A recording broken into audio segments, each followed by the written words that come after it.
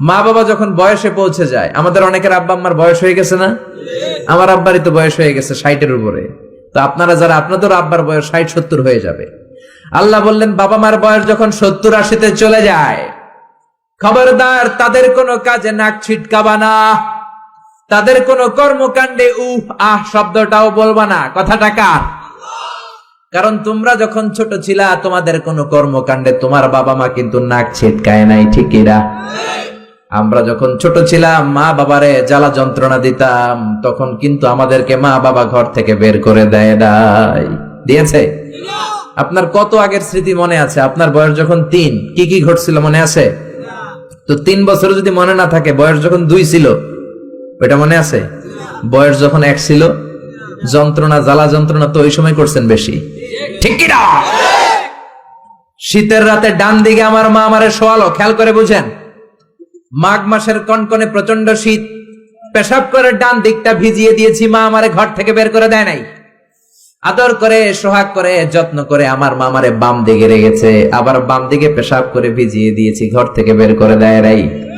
রাত 3টার দিকে আমার মা বাম দিক থেকে উঠিয়ে তার বুকের মধ্যে আমারে রেখেছে। রাত 3টার দিকে পেশাব করে আমার মায়ের বুকটা আমি 3টার দিকে ভিজিয়ে দিলাম। আমার মা তখন আমারে ঘর থেকে বের করে দেয় না, এতিমখানায় ফেলে আসে নাই, রাস্তায় ফেলে আসে নাই। রাত 3টার দিকে শাড়িটা চেঞ্জ করে, জামাটা চেঞ্জ করে আবার বুকে নিয়ে ঘুমাতে গিয়েছে, ঠিক কিনা? এজন্য আল্লাহ বুঝাতে চাইলেন ইহসান কারে বলে। শোনো শোনো, ওই বাবা মা যখন বয়স 70 হয়ে যাবে, ওই বাবা মার বয়স যখন 80 হয়ে যাবে, খবরদার খবরদার বাবা মার কোনো কাজে নাক ছিটকাবা না, উফ শব্দটাও করবা না। তোমরা যখন জ্বালাতন করেছো, বাবা মা তোমাদেরকে ঘর থেকে বের করে দেয় না, এতিমখানায় রেখে আসে নাই। এখন বয়সের কারণে বাবা মা যদি জ্বালাতন করে, বাবা আর মারে বৃদ্ধাশ্রমে রেখে এসো না, ঠিক কিনা? এরপর আল্লাহ বললেন ওয়াখফিদ লাহুমা জানাহায যুল্লি মিনার রাহমাতি ওয়া কুর রাব্বিরহামহুমা কামা রাব্বায়ানি সাগীরা। ওয়াখফিদ লাহুমা জানাহায যুল্লি মিনার রাহমা, বাবা মার জন্য রহমতের চাদর বিছিয়ে দাও। তোমার যত সম্পদ আছে মা বাবার পায়ের সামনে বিলিয়ে দাও, তোমার জীবনে বরকত দিবে কে? আল্লাহ। এজন্য প্রথম বেতন পেলে টাকাটা দিবেন মায়ের হাতে, গিফট কিনলে আগে দিবেন মাকে, বউরে দিবেন না ওটা বলতেছে না, বউরে তো দিবেনই, কিন্তু আগে মায়ের হাতে কিছু দিবেন, তাহলে আপনার ইনকামে বরকত দিবে কে? আল্লাহ।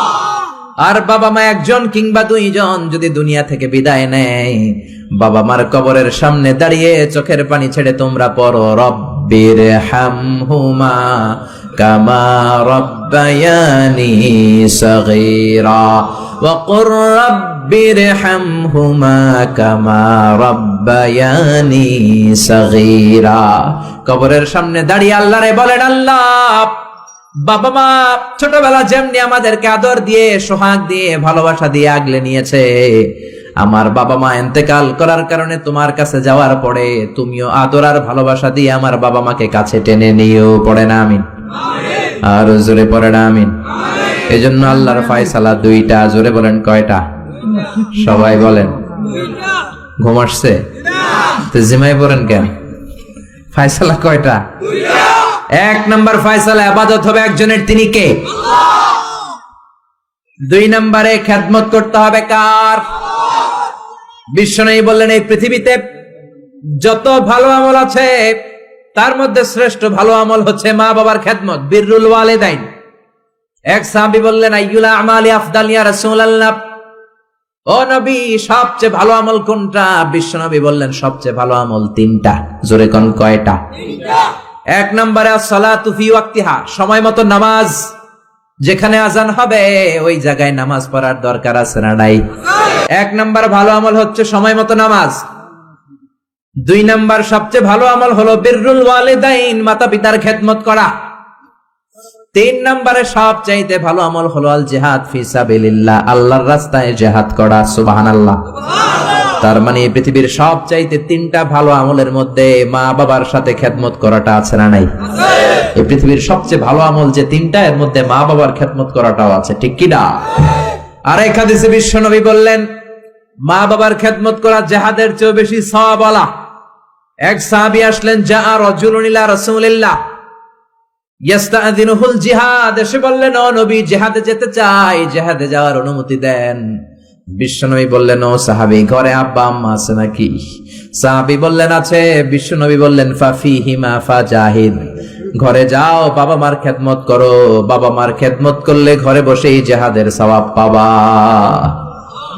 বাবা মার খেদমত করলে ঘরে বসেই জিহাদের সওয়াব পাওয়া যায়। চিল্লায় পড়েন আল্লাহু আকবার। এজন্য বাবা মা খুশি হলে আরশের মালিক খুশি, বাবা মা নারাজ তো আরশের মালিক নারাজ। এজন্য বিশ্বনবী বলতেন, রেদার রাব্বি ফি রেদাল ওয়ালিদ, বাবা মা যদি খুশি হয় আল্লাহ খুশি হয়। ওয়া সাখাতুর রাব্বি ফি সাখাতিল ওয়ালিদ, বাবা মা যদি নাখোশ হয়ে যায় আরশের মালিক আল্লাহ নাখোশ হয়ে যায়। এজন্য বাবা মার কাছ থেকে দোয়া নেয়ার দরকার আছে না নাই? বিশ্বনবী বলতেন, জান্নাতে দুইটা স্পেশাল দরজা আছে, একটা দরজার নাম আব্বা, আরেকটার নাম মানে আল আব, আরেকটা আল উম। এই দুইটা দরজা আমাদের ঘরে আছে না নাই?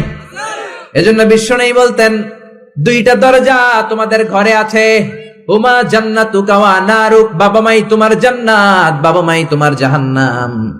এজন্য বাবা মার সাথে কেমন আচরণ করবা তোমাদের decision, the decision is years.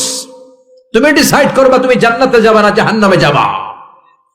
আপনি কপালে যত সেজদা দেন, যত কপাল কালো বানান, যতগুলো হজ করে আল হজ টাইটেল লাগান, যত যাকাত দেন, যত আমল করেন, আপনার মা যদি আপনার উপর নাখোশ হয়ে আল্লাহর কাছে বদদোয়া দেয়, আপনার সব আমলগুলোরে বরবাদ করে দিবে কে? এজন্য বাবা মা যদি হিন্দু হয়, বাবা মা যদি নাস্তিক হয়, তারপরও মা বাবার দোয়ার দরকার আছে না নাই? বাংলাদেশে এরকম অনেক হিন্দু ফ্যামিলি আছে, ছেলে মুফাসসিরে কোরআনের তাফসীর শুই না, মুফাসসিরের হাতে হাত রেখে কালিমা পড়ে মুসলমান। এরকম হিন্দু ছেলে আছে না নাই? কিন্তু বাবা মা মুসলমান হয় নাই। এখন বাবা মার সাথে খারাপ আচরণ করা যাবে? বাবা মা যদি হিন্দু হয়, বৌদ্ধ হয়, বাবা মা যদি খ্রিস্টান হয়, সে তোমার বাবা মা, ঠিক কিনা? বিশ্বনবীর শালীর নাম আসমা, কি নাম? আসমা বিনতে আবি বকর, বুখারীর বর্ণনা। বিশ্বনবীর কাছে এসে বললেন, নবী, আনা মুসলিমা, আমি মুসলিম, ওয়া উম্মি মুশরিকা, আমার মা মুশরিক, আফাসিলুহা, এখন আমি কি করব? আমার মায়ের সাথে ভালো আচরণ করব নাকি খারাপ আচরণ করব? বিশ্বনবী বললেন, খবরদার সিলিহা, তোমার মায়ের সাথে তুমি ভালো আচরণ করবা। বাবা মা মুশরিক হোক, কাফের হোক, তাদের দোয়া, তাদের আশীর্বাদের দরকার আছে না নাই? সাইয়েদনা ইব্রাহিম জালিল কাদের পয়গাম্বর, ঠিক কিনা? উলুল আজমি মিনার রসুল, খলিলুল্লাহ, মুসলিম মিল্লাতের জাতির পিতা, চিল্লায় এখন ঠিক কিনা? কিন্তু ওনার আব্বারে উনি কালেমার দাওয়াত দিতে পারে নাই, দেওয়ার পরেও মানে নাই বাবার নাম আজহার। তারপরে উনি বাবার সাথে খারাপ আচরণ করেছে নাকি? মোলায়েম ভাষায়, কোমল ভাষায়, আদবের সাথে বাবার ডেকে বলেছে, ইয়া আবাতি লিমা তা'বুদু মা লা ইয়াসমা'ু ওয়া লা